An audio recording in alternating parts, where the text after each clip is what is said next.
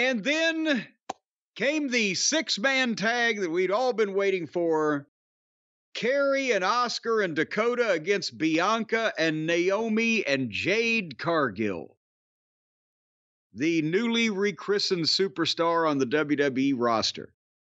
And they had a big entrance for the baby faces. I wish that I was interested in or knowledgeable of fashion or whatever's going on. They looked wonderful.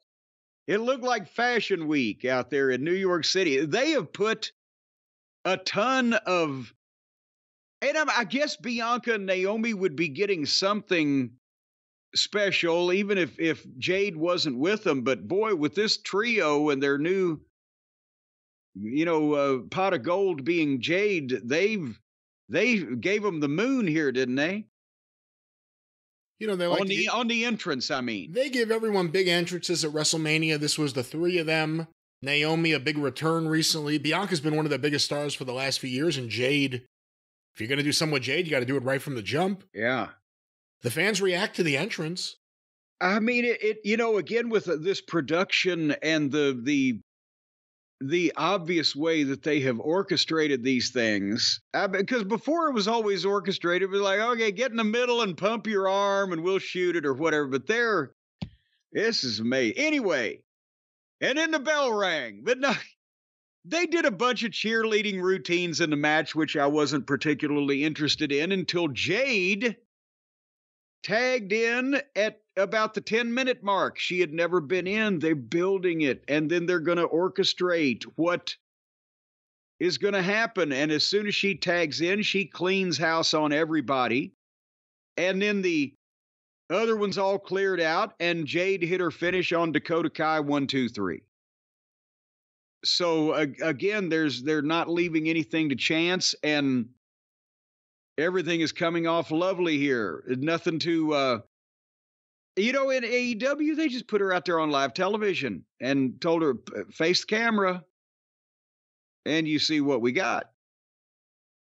So anyway, I think they're going to get a return on that investment better than whatever it may have been, better than Tony is going to get on Mercedes or the previous investment of Paige or the previous investment of all of his name brand female acquisitions, don't you? I think so. And you have to wonder if Mercedes had decided to go back to WWE instead of AEW. Would she have been in something like this with the big entrance? Probably.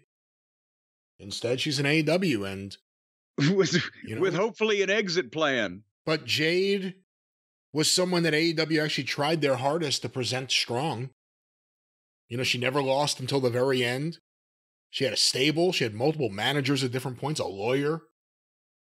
She should have had a lawyer behind the scenes trying to get her out of that contract. No, yes, they did what they thought was pushing her, which was send her out to the ring and let her win a bunch of matches and put a bunch of non-interesting amateurish people around her.